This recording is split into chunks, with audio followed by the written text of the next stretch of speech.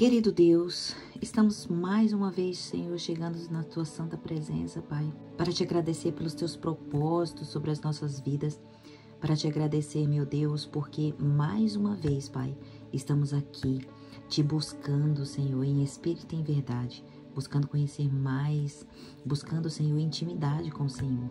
Te peço, meu Deus, que o Senhor seja o nosso professor agora nessa manhã. Que o Senhor nos ensina, que o Senhor nos esclareça, Pai, tudo que nós estamos estudando, Senhor. Por favor, Senhor, abra as nossas mentes, derrama Teu Santo Espírito sobre nós, em nome de Jesus. Amém. Hoje nós vamos começar a falar de mais uma tribo. A principal aqui será Simeão. Nós vamos falar aqui, nós vamos dar uma pincelada aqui em Simeão e Levi. Nós vamos dar uma leve pincelada na tribo de Levi aqui, mas nós vamos deixar essa parte pro final, porque é uma tribo linda e muito importante. Simeão e Levi. Gênesis 49, 5 e 7. Ali a gente vê Jacó profetizando sobre a vida dos seus filhos antes da sua morte, né? No final da sua vida ali. Vamos ler? Simeão e Levi são irmãos. Com as suas armas praticam violência. Não estarei presente quando fizerem planos, não tomarei parte de suas reuniões, pois o seu furor mataram homens e por brincadeira aleijaram outros. Maldito seja o furor deles, pois eles são violentos. Maldita seja a sua ira, pois é cruel.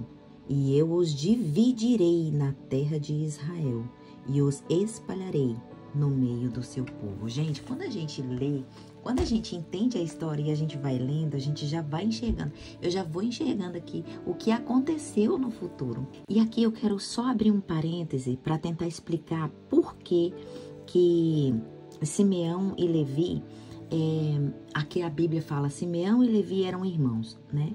Ou seja, a gente pode se perguntar, Simeão e Levi, eles não eram irmãos? Claro que eles eram. E aí a gente pergunta, eles eram irmãos de Rubens, eles eram irmãos de Judá, de Zebulon, de Isacar? Eles eram. Mas por que a Bíblia diz como só esses sendo irmãos aqui quando a gente lê, né? Agora, vale a pena lembrar que um profeta, quando ele fala em nome do Senhor. E Jacó aqui estava profetizando.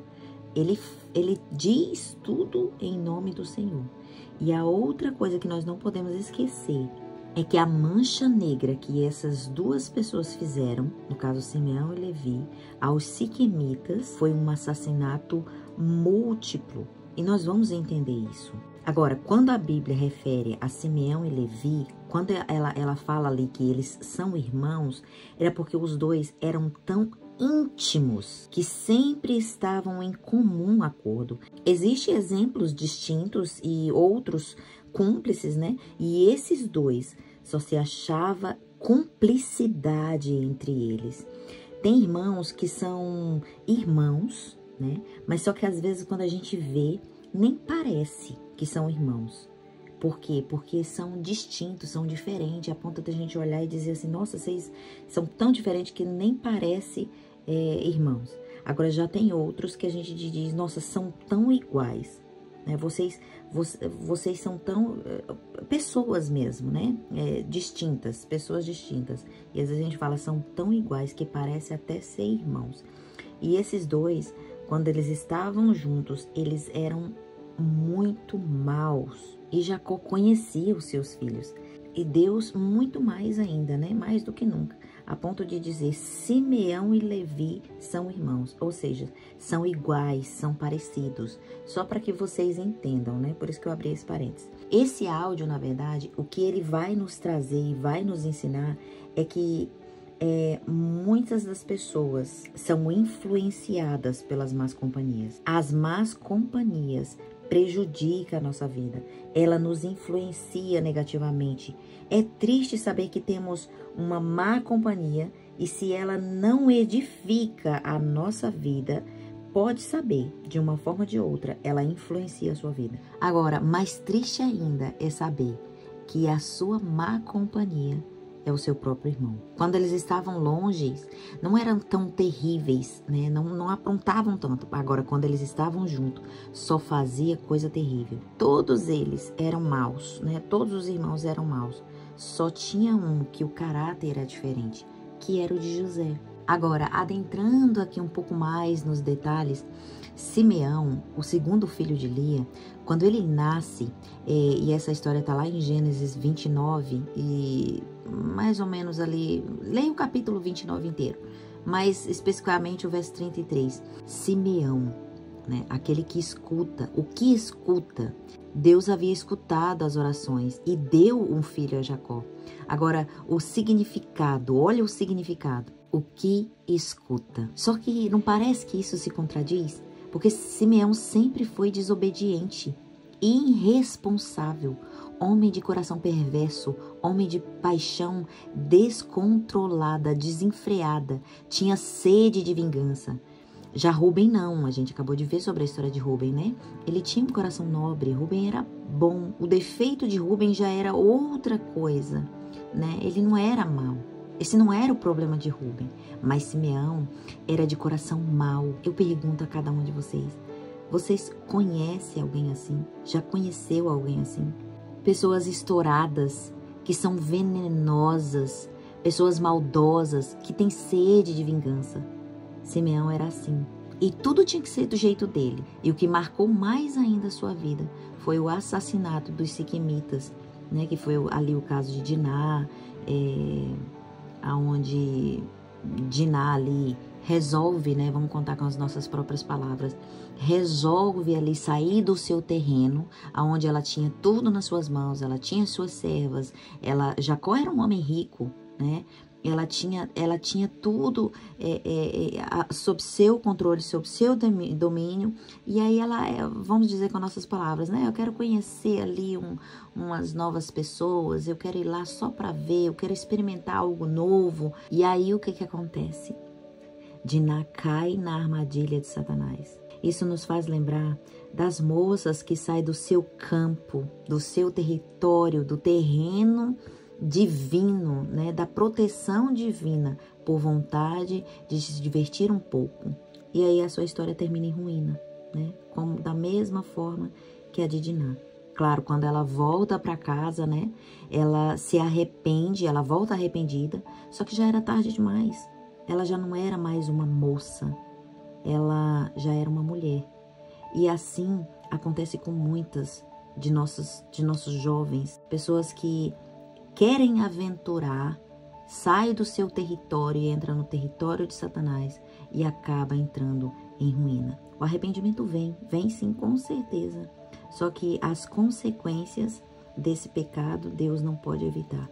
E ali, né, para adiantar o caso, Jacó coloca as suas, ou seja, né, tudo houve, aí vem o rei, aí traz o genro e quer se casar com a filha, e aí Jacó ali coloca as suas condições, os seus princípios, e ele acabou explicando ali como que era a vida deles, os princípios dele, e dizendo, né, nós somos circuncidados, eu não vou dar a minha filha para um incircunciso. E ele havia abusado de Diná.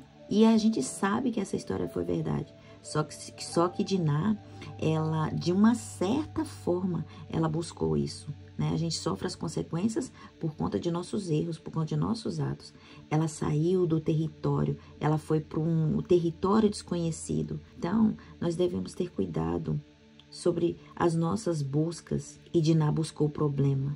Ela se colocou no terreno de Satanás. E com isso, uma cidade inteira aceitou os princípios de Jacó, né? Porque o rei aceitou em nome da cidade. E eles foram circuncidados. O rei de Siquém aceitou a circuncisão e toda aquela gente. Só que no terceiro dia, o que Simeão fez? No dia que eles estavam mais fracos, ele mata tudo. Ele matou todos. Lá em Gênesis 34, especifica isso, né? Principalmente a partir dali dos versos 23 em diante, vai lendo ali, dos versos 23 aos 30 e poucos, né?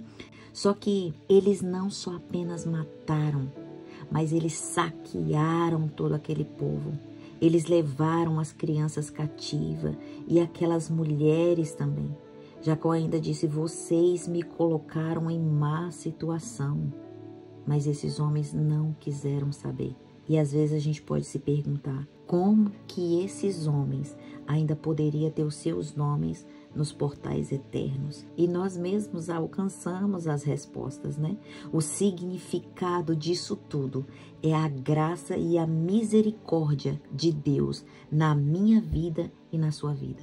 Porque se eu olhar para mim mesmo hoje, se nós olharmos para nós mesmos, nós não temos chance nenhuma de entrar no reino dos céus. É só olharmos para nós.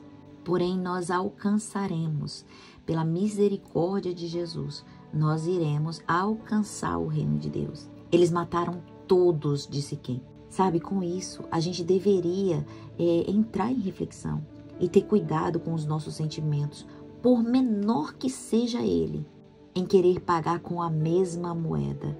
Isso se chama vingança. Não há desculpa para pagar mal com mal. Deus diz, a vingança é minha. Minha é a vingança. E Paulo diz, né? Não pague o mal com o mal. Deus não aprova a justiça própria. E quando nós estudamos sobre a história de Simeão, só encontramos ali paixões desenfreadas, vingança, sede de vingança, ruindade, coração mau. É só vocês lerem. Peguem o comentário bíblico, pesquisem mais com profundidade a história de Simeão. E um outro exemplo de Simeão também foi quando eles saíram do Egito e chegaram ali no Sinai. Deus deu uma ordem de contar as tribos de Israel. Olha para vocês verem a curiosidade. Contaram as tribos e a tribo de Simeão saiu em terceiro lugar. Olha para vocês verem. Contaram as tribos e a tribo de Simeão, na contagem, ficou ali em terceiro lugar. Ele só havia perdido para Judá e Dan. A tribo de Simeão havia 59.300 homens. Isso homens. Está lá listado em Números, né? No capítulo 1. A partir do verso 20 ali ao 25 você vai ver. Era como se fosse ali Deus fazendo um censo, né? Fizeram um censo ali e fizeram essa contagem. Agora, o interessante foi a gente descobrir que 40 anos depois, no linear de entrar em Canaã, antes de cruzar o Rio Jordão, Deus manda fazer outro censo, outra contagem. E aí é onde a gente percebe, se 40 anos se passaram, é lógico que todas essas pessoas haviam dobrado de número, havia aumentado, multiplicado. Só que a contagem de Simeão, que estava em terceiro lugar, agora estava em último lugar. Era o que tinha menos pessoas. Ele foi parar no último lugar com 22.200 homens. Está lá em Números, né? Quando vocês quiserem saber de números, vão em Números. No capítulo 26, a partir do verso 13 ali. Ou seja, da tribo de Simeão não se perderam nenhuma vida em batalha. Não morreram lutando pelo nome de Deus. Ao contrário, perderam o temor do Senhor e acabaram perdendo os seus homens para a lascívia, para as paixões desenfreadas, para o duro coração ruim, coração que não ouvia a voz de Deus. E isso está lá em Números, capítulo 25, onde nós vemos uma apostasia ali no Jordão, bem no linear da entrada para Canaã. Eles ali no Vale de Setim, que significava Baal-Peor, ali foi traçado um plano para pegar o povo de Deus e eles caíram bem nessa maldição, caíram nessa armadilha. Por quê? Porque não estavam bem com Deus. Eu te digo uma coisa, escuta bem, abra os seus ouvidos. Maldições só vai sobrecair sobre nós quando nós não estamos bem com Deus. Quando abrimos as portas para receber o mal. Quando permitimos que as avenidas de nossa alma estejam abertas. E se elas abrem as portas, o mal entra. E entra com toda a força e faz a ruína na nossa vida. E quando nós abrimos as portas e o mal entra, Deus se retira. Isso só me faz lembrar de Ezequiel 8. Lembra quando Deus deu a visão para Ezequiel? Ele falou, quando o povo de Deus abre as portas, isso faz com que eu me retiro do meu templo, né? Então Deus ali também estava reclamando. Então quando nós abrimos as portas, a gente dá lugar, dá vazão para o inimigo, Deus se retira, porque O bem não se mistura com o mal. E ali eles promoveram um baile e eles caíram como patinhos no lago. E o triste é saber que a tribo de Simeão e os príncipes ali foram os líderes dessa grande apostasia. Caíram num grande pecado. Tudo por quê? Por conta de paixões desenfreadas. Agora eu faço uma pergunta. Deus perdoa os nossos pecados? Por maior que seja eles, Deus perdoa? Deus perdoa quando há arrependimento. Mas a consequência do nosso pecado, Deus não nos livra de sofrermos as consequências por conta disso. Agora, imaginem a cena. Olha para vocês verem a contradição. Moisés e Arão eram sumos sacerdotes, eram homens santos. E um simeonita da tribo de Simeão traz a prostituta para dentro do arraial. Vejam só e vai imaginando a cena. Isso não te faz lembrar algo? Olha a audácia desse homem. O tabernáculo era santo, o tabernáculo era sagrado. Aquilo ali era território de Deus. E esse simeonita passa por todas as pessoas ali e leva uma prostituta para dentro de sua tenda. Ou seja, olha a contradição que eles mesmos entram, né? A tribo de Simeão. No passado, ele mata uma cidade inteira por conta de sua irmã que tinha sido abusada. Agora, eles levam a prostituta para dentro de sua casa. Pessoas de paixões desenfreadas. Vale a pena lembrar que no começo eu falei sobre a amizade de duas pessoas, né? De Levi e de Simeão. A tribo de Levi já era um povo santo nessa época, né? Nós vamos entender um pouco mais para frente. Ou seja, voltando aqui ao nosso raciocínio. Pessoas de paixões desenfreadas. As histórias acabam se repetindo e esse será o maior pecado que haverá no meio do povo de Deus. Prostituição e paixões desenfreadas. Antes de entrarmos na nova Canaã celestial, a mesma apostasia vai acontecer. Eles estavam um pouquinho, faltando um pequeno passo para entrar na Canaã. A única coisa que estava impedindo ali era o Rio Jordão. Era a única coisa que separava eles da entrada para a Nova Canaã. E caíram na terrível apostasia. Nós também estamos um passo, apenas um passo, para entrarmos na Nova Canaã, na Canaã celestial. E o que estamos mais vendo é prostituições, paixões desenfreadas, pessoas com sede de vingança. É só a gente olhar para o mundo. É só a gente olhar para fora. E não precisa nem tanto olhar para fora. Dentro mesmo das igrejas nós temos visto isso. Estamos vendo famílias sendo destruídas por conta de armadilha de Satanás. Vemos muitos caindo nessas armadilhas, sabe? Nós brasileiros temos uma mania de dizer que brasileiro tem... sempre dá um jeitinho, né? O céu não é para brasileiros, não. O céu é para os santos, porque o céu é um lugar de ordem e nós não vamos dar um jeitinho para entrar no céu. E você vai entrar pela porta de sua personalidade. Claro, com certeza, se houver arrependimento. E aqui a gente vê que Deus escolhe um homem para representar todos aqueles que tiveram esse defeito de caráter, mas porém foram transformados. Ali na tribo de Simeão, nós vamos ver ex-assassinos, ex-adúlteros, ex-pessoas de paixões desenfreadas. Olha que coisa mais linda. Vão fazer parte dos 144 mil essas pessoas. Louvado seja Deus, porque Deus tem guardado o maior presente para essa nova geração. Eita, gente, olha, nós somos um povo privilegiado. É lógico, quando eu falo isso, é porque a gente tem que se imaginar estando vivo. Eu posso morrer amanhã, mas como nós acreditamos que Deus vai vir em nossa geração e se não houver morte até lá, o maior presente Deus deu foi para cada um de nós. Deus deu foi para cada um de nós e Ele está nos mostrando que independente do pecado que nós cometemos, há transformação para nós. Olha que lindo o plano de Deus sobre esses 12 filhos de Jacó. os defeitos que essas pessoas tiveram, mas foram transformadas em Cristo Jesus. É lógico, houve tribos que não quiseram ser transformadas, houve tribos que não se arrependeram, mas, gente, nós vamos entender logo mais pra frente. Eu aguardo você no dia de amanhã.